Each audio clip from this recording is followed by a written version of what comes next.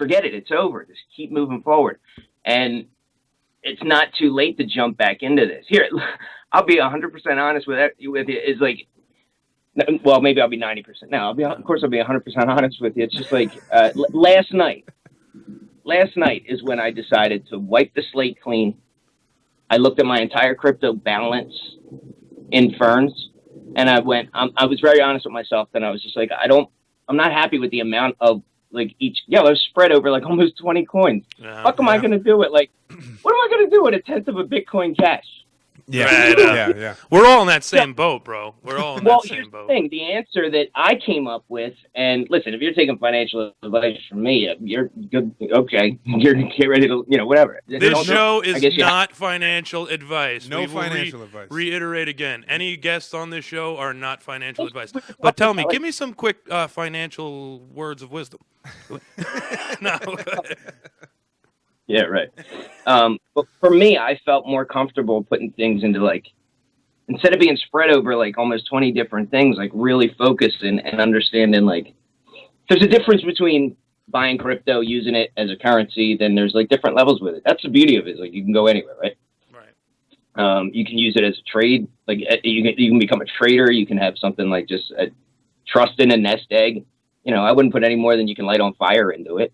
But if you're already into it, you got some, you got a nice balance. So again, for me, I looked at my balance and I said, imagine if you could start over with this much money. How would you have like, how would you have gone into all this?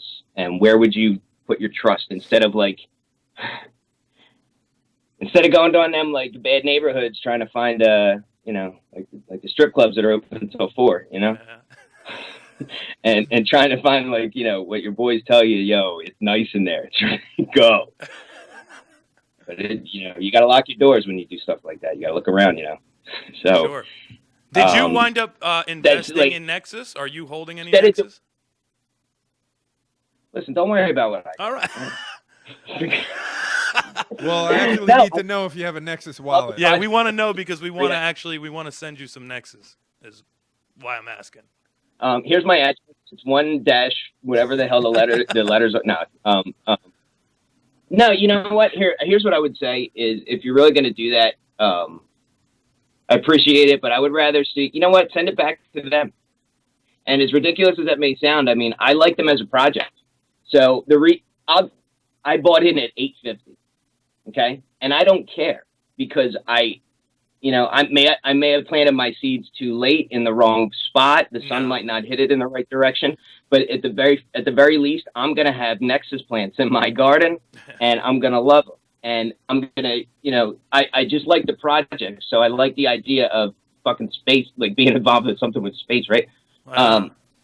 So I don't mind taking advantage of like being involved in something like that. So I'm like adding to Nexus as a platform, like over time. Like I'm taking a few risks here and there and whatever, but overall, I mean, again, I took last night, I rearranged my whole and it felt so good. I'm not staring at numbers anymore. It just feels better. I know I have a solid plan that I'm set up now. And I know like part of it's going to drive it to make it bigger. And then another part of it is like seeds that get planted. Look, my kid is going to graduate high school in a couple of years. And if there's an opportunity where I can have her write all 4 years of tuition right up front for herself, and her worst problem is where do I put my bags? Well, then that's exciting. Right. But if none of that happens either, guess what? I'm going to be 40 in a couple of weeks, and I made it this far without crypto, and I'll make it the next 40, 50, 60, whatever without it. So I wouldn't go mortgaging your house and dumping nothing like that into it. And understand what you're getting into.